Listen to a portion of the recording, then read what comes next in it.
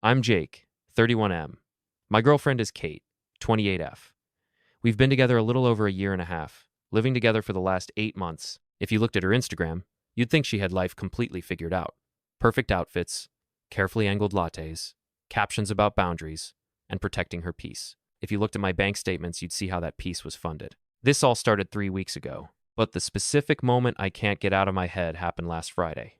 Kate came home late, heels in hand, already annoyed before I even spoke. She dropped her bag on the counter and said, super casually, so, I'm grabbing dinner tomorrow with a coworker.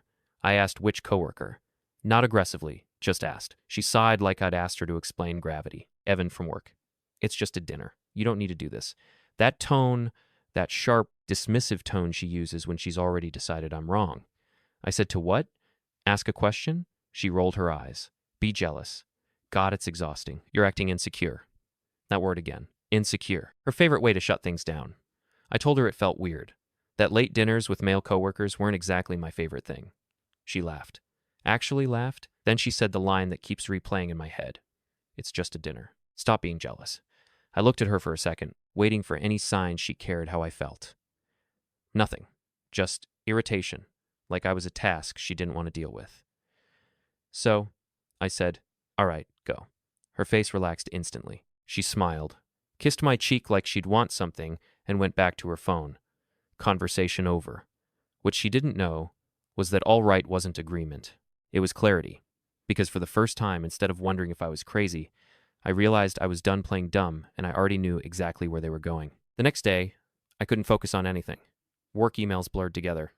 My phone stayed face down on my desk like it might bite me. I kept replaying the conversation the way Kate said jealous, like it was something dirty, something embarrassing I should apologize for feeling. Around noon, she texted me. Dinner's at 7 o'clock. Probably be late. Don't wait up. No heart emoji. No love you. Just a notification. I typed have fun and deleted it. Typed okay and deleted that too. Eventually, I sent nothing. That felt new. Good. Even. Here's some context I probably should have included earlier. Kate works in marketing for a mid-sized lifestyle brand. Lots of team dinners. Lots of blurred boundaries disguised as networking. Evan, the coworker, had come up before. Always in passing. Always with this little laugh like I was supposed to find it charming that he texted her memes at midnight. I'd met him once. Company party. He shook my hand without looking at me and then immediately turned back to Kate to finish his sentence. She didn't notice or didn't care. At 6:30, Kate came out of the bedroom dressed like she was going on a first date. Not jeans and a top casual. Full effort. Hair done. That perfume she only wears when she wants to be noticed. I said, you look nice. She checked herself in the mirror. I know. No, thank you. She grabbed her bag and paused at the door. Don't be weird tonight, okay? I'm not going anywhere, I said. She smirked. Good. The door shut behind her, and the apartment felt quieter than it ever had. That's when I did something I'm not proud of, but I'm also not sorry for. I checked her location. She'd shared it with me months ago for safety, her words. I hadn't opened it in weeks, but there it was. A little dot moving across the map, straight to a downtown restaurant I recognized immediately. Not casual, not quick bite, after work. The kind of place you make reservations for. I stared at the screen for a long time. Then I did the math in my head, and I made a call. Because if it was really just a dinner, then no one should have a problem with me showing up too. The call was to Mark. Mark's been my friend since college. Calm, observant, the kind of guy who notices things before you do and doesn't say anything until you're ready to hear it. He answered on the second ring. Hey, he said. You okay? Can you meet me for dinner? I asked. A pause. Right now? Yeah. Another pause, longer this time. Where? I named the restaurant, same one Kate's that was parked out on my phone. Mark didn't ask why. He just said, give me 20. I showered, changed, put on a jacket that didn't scream trying too hard. The whole time, my hands were steady. That scared me more than if I'd been angry. I felt detached, like I'd already stepped back and was watching myself do this. We got there at 7:18. Host stand was busy. Soft lighting, low music, definitely not just grabbing food. I gave my name. The hostess smiled and said, right this way.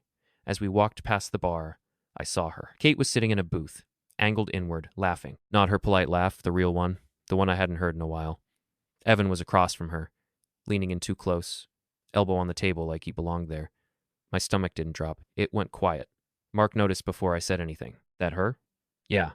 We were seated 2 tables away, close enough to see her expressions, far enough that she hadn't noticed me yet. I watched her brush her hair behind her ear, Watched her nod while Evan talked, eyes locked on his mouth.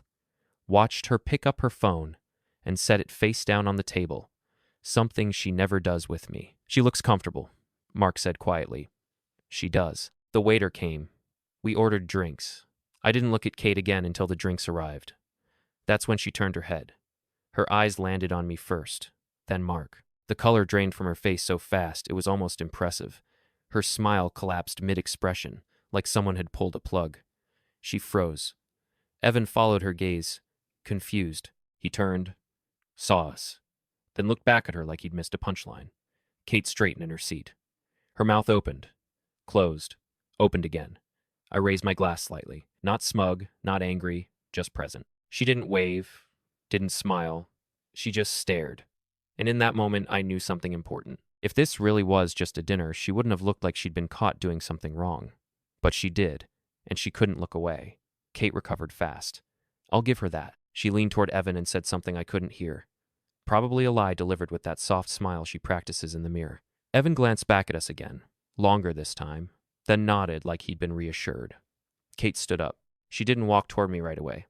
She went to the bathroom first. Classic move. Buy time, regain control. Mark took a sip of his drink.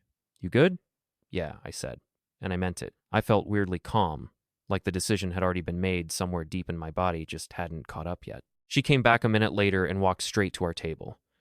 What are you doing here? She asked, low voice, tight smile. Not high, not what a coincidence. Straight to accusation. Having dinner, I said. You said it was just a dinner. Her jaw tightened. With him? I glanced at Mark. Yeah. She crossed her arms. This is really immature. That word again. Immature. Another favorite. Mark looked up at her. Hey, I'm Mark. She ignored him completely. Eyes locked on me. Did you follow me? No, I said. You told me where you were going. I just decided to eat too. Her nostrils flared. You trying to make a scene? I looked around. No one was staring. No raised voices. Just her. There is no scene, I said, unless you make one. She leaned in closer. You're embarrassing me. That's when it hit me. Not guilt, not fear, annoyance. Because nowhere in her tone was concern about how I felt, only about how this looked, how it affected her. Evan appeared behind her then, like he'd finally worked up the courage to approach. Hey, he said awkwardly. Everything okay? Kate answered before I could. No. He's being weird. Mark raised an eyebrow. I stayed quiet. Evan looked between us. I didn't realize this was like a thing. Kate laughed, sharp and fake. It's not. He just gets like this. Something about that sentence flipped a switch in me. I stood up. Enjoy your dinner, I said to Evan. Then I looked at Kate. Text me when you're done. Her eyes widened. Excuse me. I mean it, I said calmly. Take your time. And I walked back to my table. Behind me, I heard her hiss my name. I didn't turn around. For the first time, I wasn't chasing the explanation. I was watching her scramble without one. Mark and I ate in silence for a few minutes. Not awkward silence. Observant silence. Kate didn't come back to her table right away. I could see Evan talking, gesturing with his hands like he was trying to understand what the hell just happened. Kate sat stiff, nodding too fast, eyes flicking toward me every few seconds like she was checking to see if I was still there.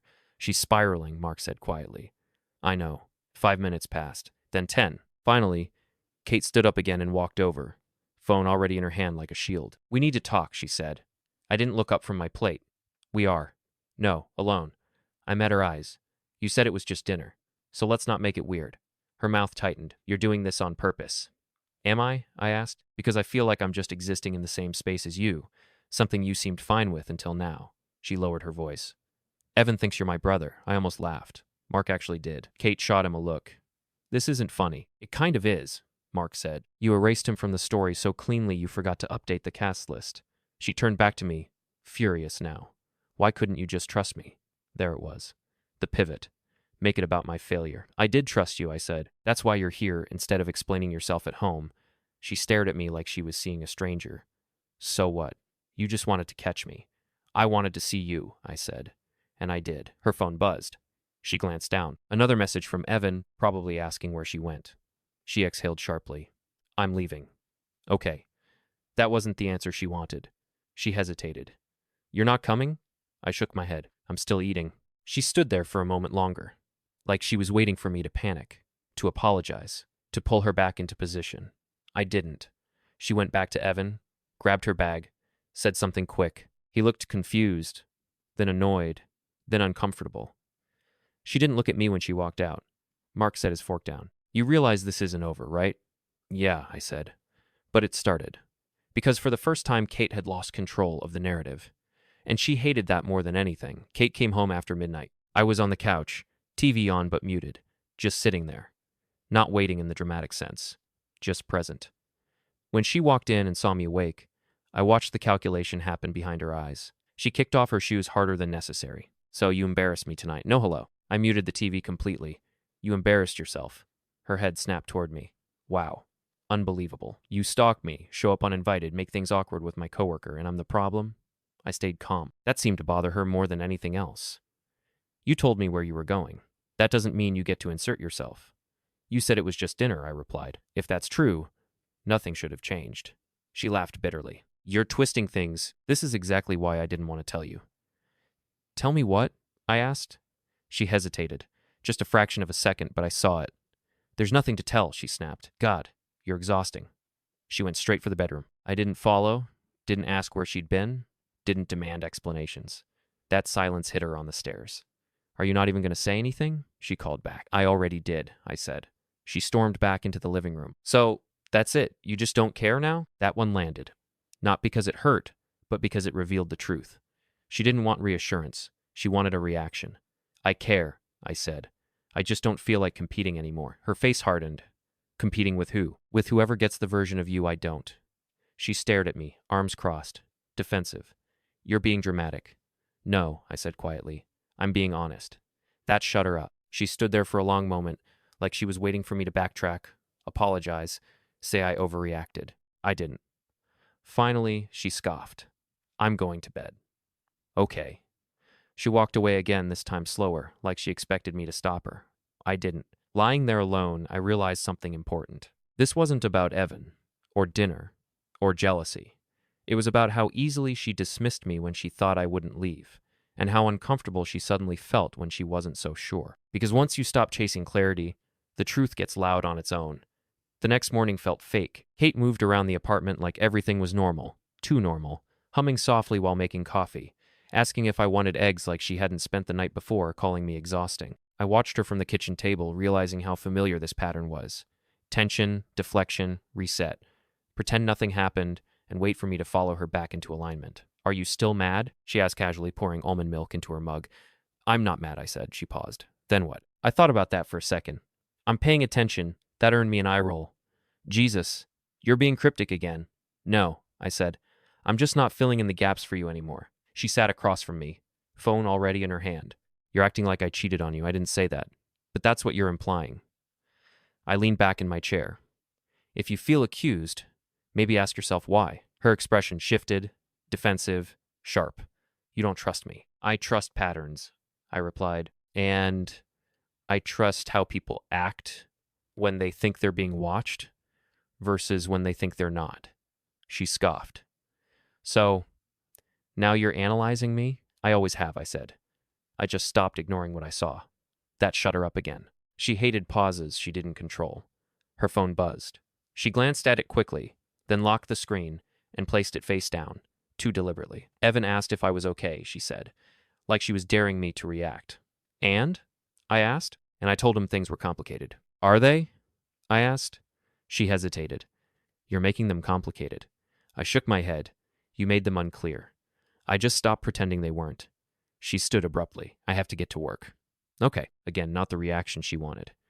At the door, she turned back. I don't like who you're being right now. I met her eyes. You liked me better when I was confused. She left without another word. Sitting alone, I finally admitted the quiet truth I'd been circling since the restaurant. I wasn't trying to fix this anymore. I was trying to see how far she'd go to avoid taking responsibility.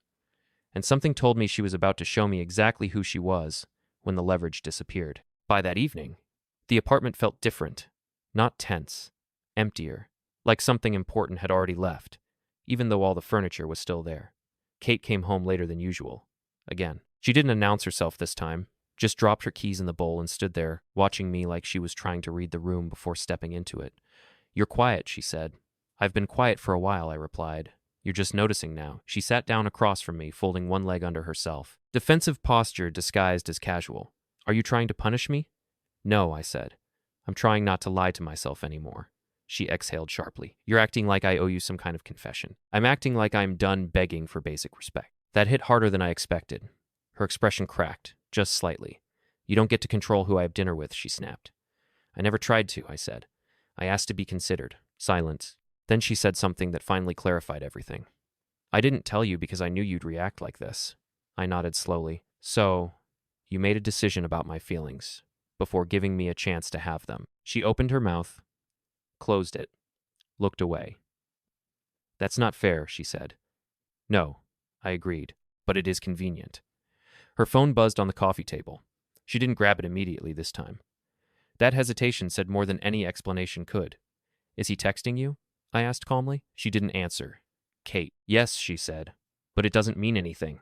I leaned forward, elbows on my knees. Then why does everything fall apart when I'm in the same room? She stood up abruptly. I can't do this. You're interrogating me. I'm asking questions you don't want to answer, I said. There's a difference. She grabbed her jacket. I need space. That word again. Space. Her emergency exit whenever accountability showed up. Take it, I said. She paused at the door, clearly expecting something else. Anger, fear, apologies. Instead, I added, just don't expect me to wait in the dark anymore. Her eyes flicked to mine.